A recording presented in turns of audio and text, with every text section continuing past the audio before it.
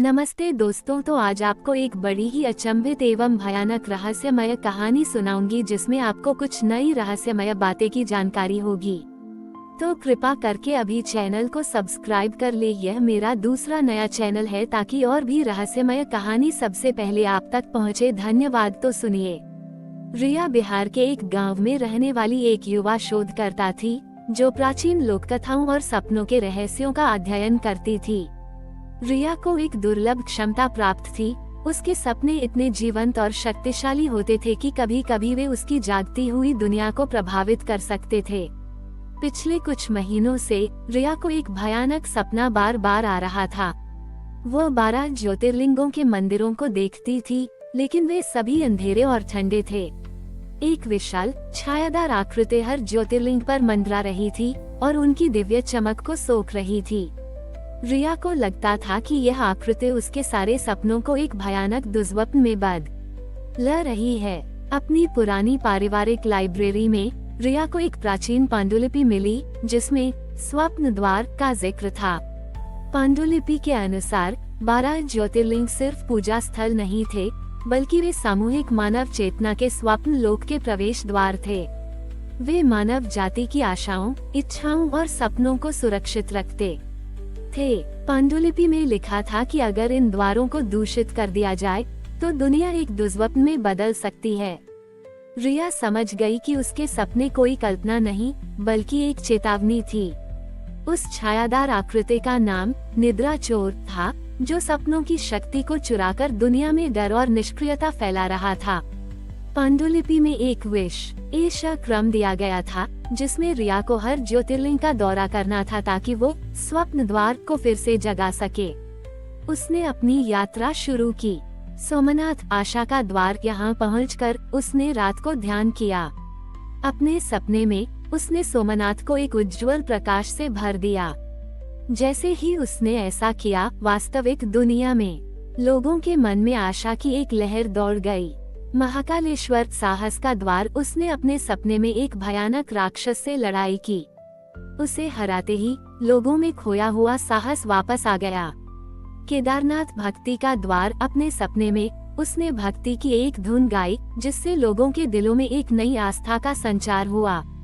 रामेश्वरम सृजन का द्वार। उसने अपने सपने में एक खूबसूरत कलाकृति बनाई जिससे दुनिया के कलाकारों में नई रचनात्मकता भर गई। जैसे जैसे रिया ज्योतिर्लिंगों को जगाती गई, निद्रा चोर की शक्ति कम होने लगी, लेकिन वह भी उसे रोकने के लिए अपने दुर्बुद्धि, बुरी सोच नामक मिनियंस को भेजता रहा, जो उसके सपनों का और भी भयानक बनाने की कोशिश करते थे। जागते हुए रिया के पीछे एक अजीबोगरीब समूह मंडराने लगा, जो नींद में चल रहे लोगों की तरह थे। निद्रा चोर के सम्मोहन में रिया अपनी अंतिम मंजिल पर पहुंची, काशी विश्वनाथ, जो सामूहिक चेतना का मुख्य द्वार था। इस बार निद्रा चोर उसके सपने में नहीं बल्कि सीधे उसके सामने एक विशाल छाया के रूप में प्रकट हुआ। उसने रिया को एक भयानक दुस्वप्न में फंसा लिया जहां वह अपने सबसे बुरे डर का सामना कर रही थी। लेकिन रिया ने हार नहीं मानी। उसने अपनी आंखें बंद की और अपनी यात्रा के दौरान जगाए गए सभी 11 ज्योतिर्लिंगों की ऊर्जा को याद किया। उसने अपने मन में सबसे खूबसूरत सपना देखा, एक ऐसी दुनिया का सपना जहां हर कोई खुश और शांति से रहता था। उसने उस सपने को अपनी पूरी ताकत से काशी विश्वनाथ के द्वार पर प्रक्षेपित किया। वह सपना एक शक्तिशाली, शुद्ध प्रकाश में बदल गया। ये निद्रा चोर की छाया से टकराया। छाया चीख उठी क्योंकि वह इतनी शुद्ध भावना को सहन नहीं कर सकती थी। निद्रा चोर बिखर गया और हमेशा के लिए गायब हो गया। रिया जाग गई। उसकी यात्रा पूरी हो चुकी थी। निद्रा चोर का सम्मोहन टूट गया था। रिया अब सपनों की एक बुनाई करने वाली बन गई थी, एक ऐसी संरक्षक जो ये सुनिश्चित करती थी कि दुनिया के सपने हमेशा सुरक्षित रहें। कुछ महीने बीत गए और दुनिया में एक नया संतुलन बन गया। निद्रा चोर के जाते ही सपने फिर से जीवंत और रंगीन हो गए। रचनात्मकता बढ़ी, लोगों में आशा का संचार हुआ और कला का एक नया दौर शुरू हो गया। लेकिन हर शक्ति के साथ एक नई चुनौती आती है। रिया को जल्द ही एक अजीब विडंबना का एहसास हुआ। लोग अपने सपनों की दुनिया में इतने खो गए कि वे जागती दुनिया को भूलने लगे। लोग अपने सपनों में ज्यादा समय बिताने लगे, अपनी जिम्मेदारियों को नजरअंदाज करने लगे। सड़क पर चलते हुए लोग भी अक्सर एक गहरी सोच में खोए रहते थे, जैसे वे कहीं और थे। ज्योतिर्लिंगों का बड़ी ही धड़कन अब बहुत तेज हो गई थी, जैसे वे अपनी ऊर्जा का ज्यादा इस्तेमाल कर रहे हों। एक दिन रिया ने एक नई तकनीक के बारे में सुना।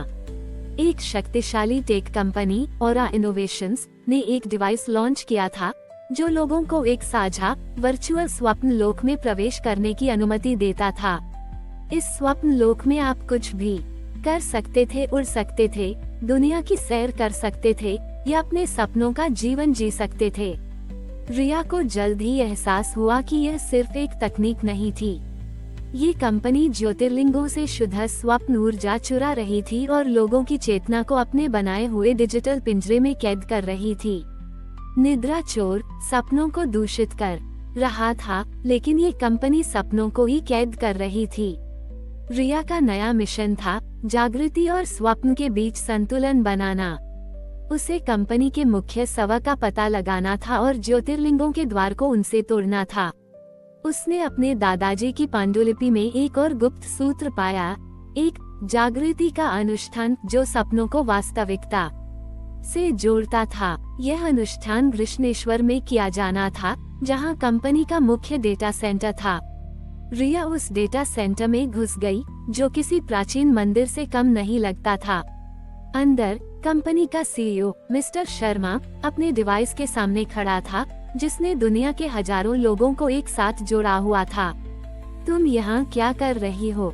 मिस्टर शर्मा ने पूछा। मैं मानवता को एक उपहार दे रहा हूँ, एक ऐसी दुनिया जहाँ कोई दर्द या दुख नहीं है। यह एक सोने का पिंजरा है, रिया ने चिल्लाकर कहा। तुम उन्हें वास्तविकता से दूर कर रहे हो। उद्धरण चिन्ह। उसने अपने हाथ में एक छोटा सा यंत्र निकाला, जिसे उसके दादाजी ने बनाया था।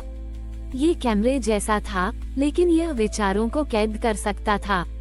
उसने अपनी सारी शक्ति को केंद्रित किया और अपने मन में एक सपना देखा, जागती दुनिया का सपना। ये सपना था सूरज की रोशनी, बारिश की बूंदों, असफलताओं के बाद जीत की खुशी और दिल टूटने के बाद भी प्यार को महसूस करने का। उसने उस सपने को यंत्र के माध्यम से मिस्टर शर्मा के सवा में प्रवाहित कर दिया। हजारों लोगों को, जो अपने वर्चुअल सपनों में खोए थे, अचानक वास्तविकता का एक शक्तिशाली अनुभव हुआ।